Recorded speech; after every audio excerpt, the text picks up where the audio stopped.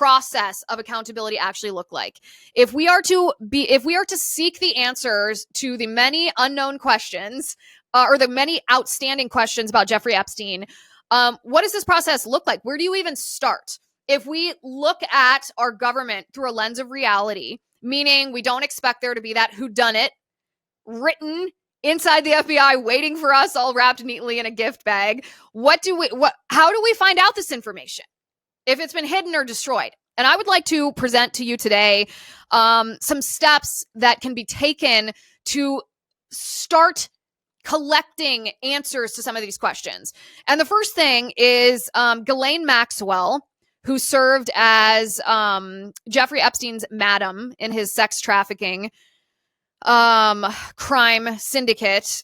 She was the one who procured underage girls for him. Absolutely disgusting. She's serving in prison for this crime, 20 years, for the sex trafficking of underage girls. She, according to the Daily Mail, is willing to testify in front of Congress. Now, I don't know what that entails. I don't know if she has the client list. I don't know if she has other details that she would be willing and able to not only supply, but corroborate about who Epstein was working with. If there were other men who she sex trafficked to, or I don't know what kind of information she has. However, I cannot think of a valid reason why Congress would not take Ghislaine Maxwell up on this offer. I cannot think of a valid reason why not. I don't know if this woman is honest. I mean, I would not trust her. I would not give her the benefit of the doubt because she's in prison for sex trafficking children. That means that you're a bad person who has done evil things. However, what could be the downside of inviting Ghislaine Maxwell to testify in front of Congress? Would this not be a low-risk venture in the sense that worst case scenario, she either tells lies or produces nothing. She just wants attention. Best case scenario, she actually gives you leads to answer some of these questions that we don't have answers to. Congress should bring Ghislaine Maxwell in front of the United States Congress, and yes, it should be televised. We should see this interview. Of course that should happen. The other thing that Congress should do, and like I said, there's actions that need to be taken by the executive branch, by the judicial branch, and by the legislative branch here. The other thing that the legislative branch should do is they should invite for testimony the forensic pathologists, and I'm going to name 3 of them, who have publicly stated that the wounds on Jeffrey Epstein's body following his death are incongruent with the narrative that we were told by the Bureau of Prisons and the medical examiner about the cause of Jeffrey Epstein's death. We were told he committed suicide. We were told it was suicide by hanging. These forensic pathologists, and there is Dr. Michael Baden, who was hired by Jeffrey Epstein's brother Mark after Jeffrey Epstein's death. Baden said, no, this doesn't seem like a suicide. When I'm analyzing the marks on his body, it seems like homicide by strangulation. He's one, and he is a very credible forensic pathologist. Then, back in 2019, after Jeffrey Epstein's death, I had on my cable news television show at the time, I had a forensic criminologist by the name of Dr. Ron Martinelli. I had him on the show, and he's a specialist. He oftentimes does the autopsies for police-involved shootings. I mean, he is used to victim body analysis, and he also said that that the marks on Epstein's bodies were incongruent with this declaration that it was suicide by hanging. And then about a month and a half ago on the Liz Wheeler show, you can go back and watch this episode. It is, I will warn you, it's a little graphic.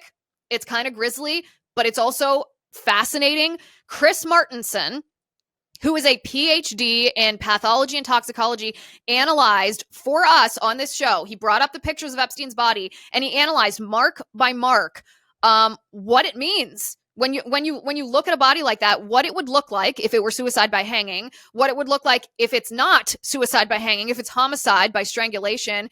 And all 3 of these, and these are just 3, there may even be more. All 3 of these experts contradict the government narrative that we were handed. So Congress should invite them to testify, and they should question them. And then they should subpoena the medical examiner and the Bureau of Prisons, and they should say, okay, your findings have been contested. What do you have to say for yourself? These investigations, these questions can be answered if they're asked to the right people. Congress should also subpoena, or you don't have to subpoena it first. You can invite the person, and if they say no, then you subpoena them. But you can invite Alex Acosta. Alex Acosta is the former U.S. attorney who he presided over the non-prosecution agreement for Jeffrey Epstein, the one that got him, a couple months in that minimum security prison. He was allowed out to work. We don't even know what he did for work. But Alex Acosta was also the one who reportedly said that he was told to stay away from Epstein because Epstein was an intel asset. Well, bring this man in front of Congress. For the love of all that's good, if this man said that, he must have had a basis for why he said that. Please edify us. What is the basis for that comment? After Alex Acosta made that comment, 11 months of his emails just disappeared. His government emails, all the emails that the Department of Justice sent him about Epstein just disappeared. And when obviously they were like, hey, what happened to my emails? The government goes, oh, it's a migration issue. Yeah, we're migrating servers or whatever. What are you talking about? Do you think that we are that naive and that stupid that we would buy that? Here's what needs to happen.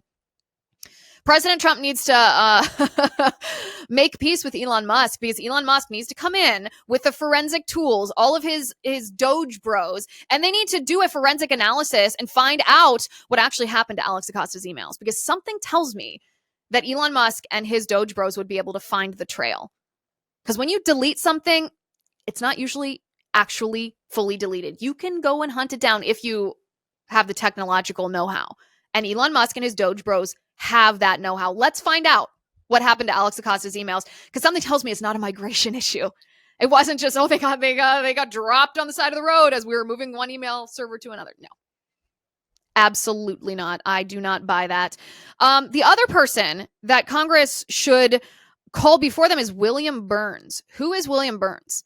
William Burns was the Undersecretary of State who, while he was the Undersecretary of State, met with Jeffrey Epstein 3 different times in 3 different locations, and very shortly thereafter became the CIA director. So when you hear reports about, Jeffrey Epstein met with the CIA director, well, technically he met with William Burns before Burns was the CIA director, but it is true that he met with the Undersecretary of State who became the CIA director in the midst of all of these scandals. He should be questioned about Jeffrey Epstein. His official narrative was, he was just consulting with Jeffrey Epstein about, transitioning to the civilian sector. What on earth would Jeffrey Epstein know about that?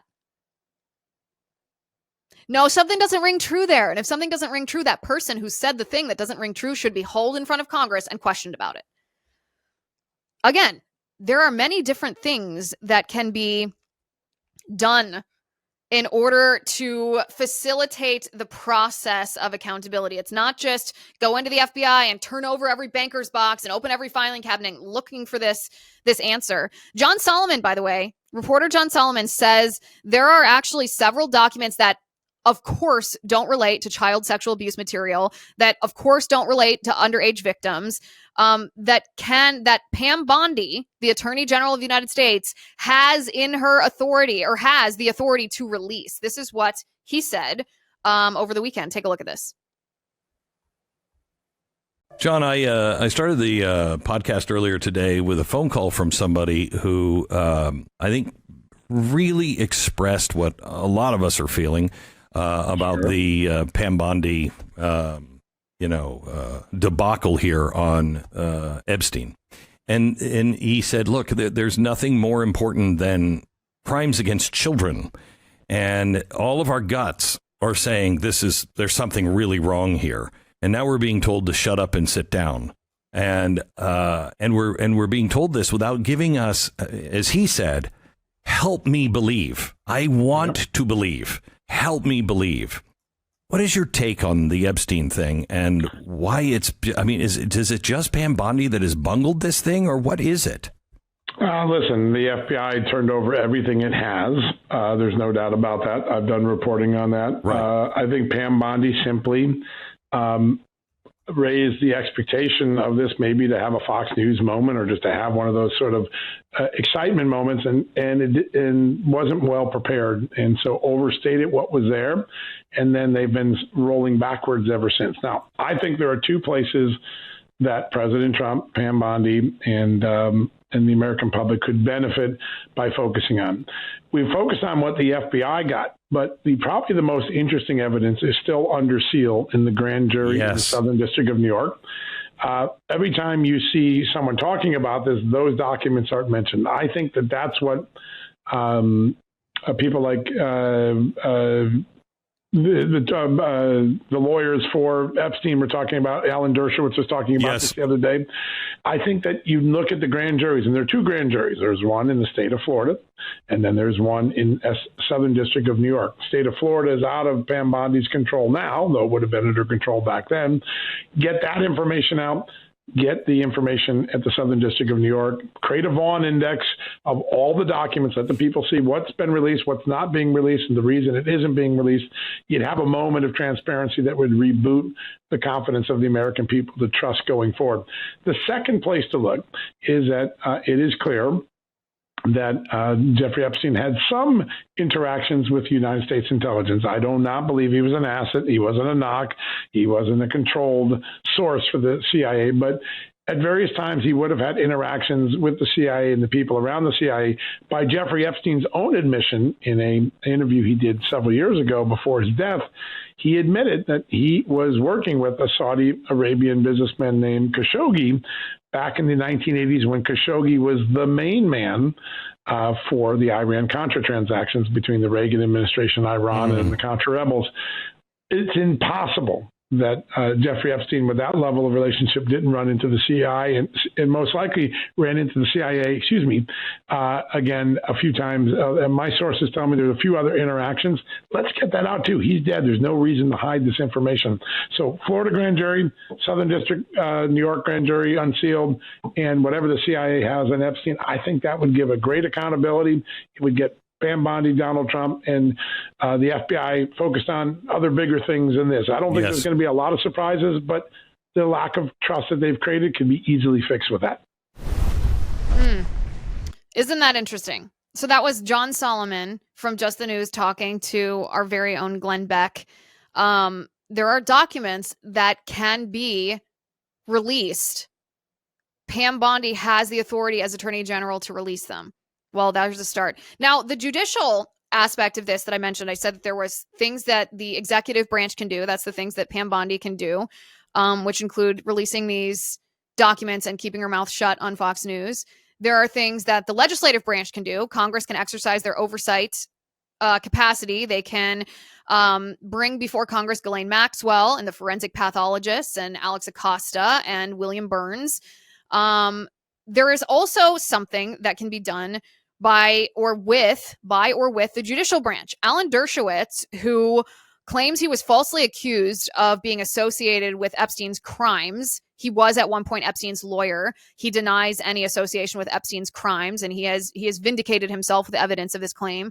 He says he has seen the Epstein client list. He knows people that are on the client list, and he says he cannot reveal that publicly because of non-disclosure orders that he's required to follow. He said that there are several judges who have in their power the ability, I believe, to release him from those non-disclosure orders, at which time I assume it seems that Alan Dershowitz would like to reveal that to the public. We've invited Alan Dershowitz to come on the show. We hope he does. We think he has a lot of interesting information and insight on not just his interaction with Epstein, but on this entire process, because he has been an advocate for maximum transparency in this process in order to clear his own name. So he knows where the skeletons lie in our government, in the judicial branch, the legislative branch, the executive branch, both current sitting politicians and also former politicians, people who are no longer in positions of power, but were at the time that that Epstein was committing his crimes. Alan Dershowitz says these judges have the power to allow him to speak. And so the role that we should advocate for, and our voices are, of course, extremely powerful, is that these judges allow Alan Dershowitz to speak the truth. It seems to me to be immoral not to allow a person to reveal information that they know when it impacts our country in as significant of a way as this. So that brings us, of course, to this final thing that needs to happen in the process of accountability. And that final thing is a special prosecutor. And I understand that this is a somewhat fraught topic, even among the right. There are people here today on this live stream who say, yes, The Trump administration should appoint a special prosecutor, get to the bottom of this. And then there are others who want the truth, want transparency, but think a special prosecutor would actually preclude us achieving transparency, because when there's a special prosecutor, it's a process that takes a long time. During this investigation, they can't reveal information that they find drip by drip the way that we want them to. They have to keep it all under wraps until they've come to their conclusion and present that case and their findings to the attorney general, at which time the attorney general is supposed to make that public. And maybe that would just bring us back to the same situation where Pam Bondi would be making that decision again. Wouldn't that be a nightmare? Here's the thing though. I do understand the concern about it being 4 years, and I'm not typically a fan of the idea of special prosecutors, because I think that's the role of the Department of Justice. However, in this case, I also understand that it's two different missions. One mission being two different missions when it comes to justice. One mission being to hold the deep state accountable for the crimes they have committed against us in the past, and then a totally separate mission to stop criminals and thugs, cartel members, terrorists who are plotting against our homeland. Those are two pretty different things. Those are two very different sets of marching orders. They both matter, and they both matter deeply. One has a more urgent implication on our safety, stopping criminals and thugs and terrorists who are actively plotting to hurt us. And the other, holding the deep state accountable for things they've already done, is important for our rights as free Americans moving forward. However, to split focus, if we're talking about the FBI specifically, to split Kash Patel and Dan Bongino's focus may not be ideal, because we want them to spend the full breadth of their time keeping our homeland safe. So what I would do is I would appoint a special investigative team at the Department of Justice. I would appoint a special prosecutor. I would appoint specifically highly skilled forensic tech people. And I'm talking like Elon Musk and his Doge bros, that level. And I would task them, mandate that they go into the FBI and any other agency that we believe is tainted by this, and that they find all the destruction, the evidence of that destruction, all the subversion. If there's hidden documents, find them to produce any documents that they can find, or any evidence of destruction or subversion, and the names of the people involved in that. Because it's never going to be a situation where we're just like, come on, Kash, come on, Dan, come on, Pam, hand us the goods. The goods don't exist in the way that we have thought about them, or that we would like them to exist. It's not like all the dirty evidence is simply behind the locked door, and as soon as we got the key because we won the election, we open the door and we get access to all the dirt. No, that's not how it works. So I would appoint a special investigative team so that Kash Patel and Dan Bongino don't have their focus split. Even so the Attorney General, who I hope does not continue to be Pam Bondi, but even so that an Attorney General can focus on immigration and criminal syndicates and making sure that the rights of the American people are not violated, I would appoint a special task force here. I would appoint an investigative team, a prosecutor, forensic tech people of the highest skill set imaginable to go in there to find the destruction, to identify the subversion, to uncover any hidden documents that they can, produce them, and produce the names of the people involved. That's what I would do. That's what the American people want. The base cares about the Epstein files because it represents justice. And it does represent justice. We care about the Epstein files because we have not been told the truth. There have been lies that have been told to our faces, and we can prove that these lies were told to our faces. And then there's just been a contradicting narrative that we've heard from, mostly from Pam Bondi, but from the Trump administration. And there's a way to fix this. There's a way to move forward. It's not just a matter of, yesterday I was part of a debate panel on Piers Morgan's show, and his question continued to be, okay, but what do you actually, what do you do? What do you do? And that's a good question. It's a good question to ask. So what are we asking for? We're not just asking for Pam Bondi to, like Denise said in the chat, I'm not just asking for Pam Bondi to issue me a personal apology. I don't care about that. I'm asking for justice. So what does that look like moving forward? What does transparency mean? Because we can say these words, give us the files. We want transparency, but what does that concretely mean? And these are the things that I would submit to you, the things we talked about today. These are the things I would submit to you that would be a good start for getting that transparency and what that process of accountability looks like.